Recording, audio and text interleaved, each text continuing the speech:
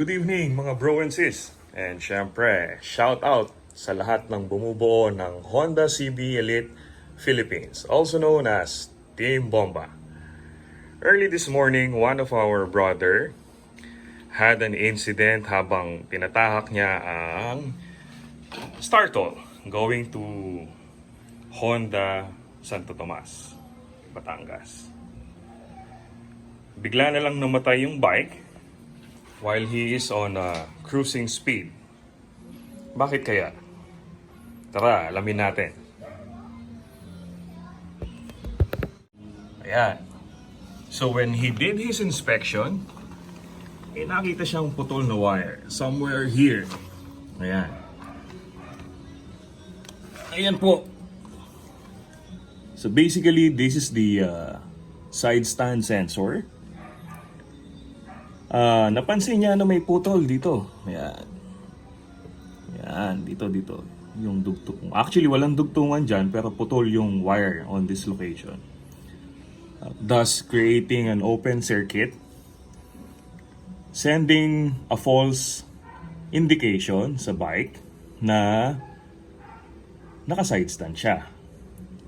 Kaya namatay yung bike while cruising.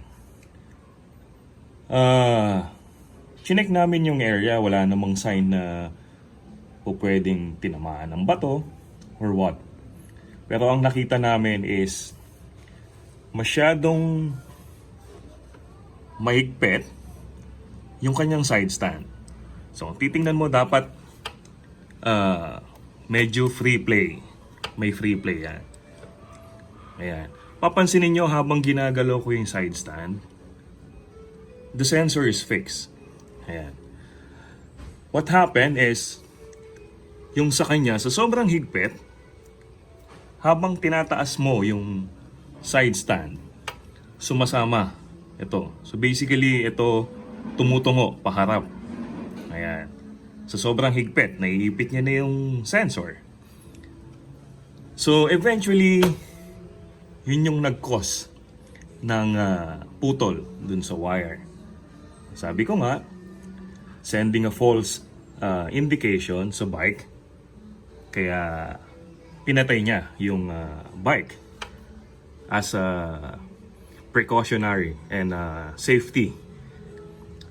Kumbaga, this is one of the kill switch ng bike. Whenever you accidentally step on the gear while the bike is on side stand. Yun yung mga feature ng mga bagong bike ngayon. Now,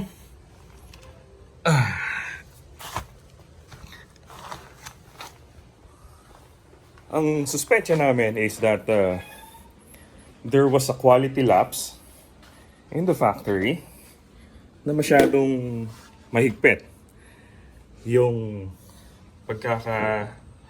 or overtorqued itong nut dito sa area na to. Kaya masyado niya, natangay niya yung sensor every time na mag-move yung side stand. Now, for us na medyo kinakabahan na posibleng mangyari sa atin, we can do an inspection on our side stand. Tingnan lang natin kung mahigpit ba, diba? Iniisip din namin kung makakatulong ba yung lubrication. Palagay ko hindi masyado. Kasi magre-rely yung sensor basically sa higpit nung nut. So there should be a proper torque on each and every nut na meron dito sa bike natin. So kung feel nyo is medyo maganit, I highly recommend na dalhin na natin sa Honda mismo for them to check the proper torque. So ayun, so far nag-claim na kami ng warranty against Honda, and we'll see. Sad to say, there's no available sensor as of now sa stock So, ang ginawa muna ng Honda is tinap yung wiring. So, our brother have to live with it for the meantime habang hinihintay yung pyesa. Alright. Thank you very much and ride safe. Keep safe. Maraming salamat.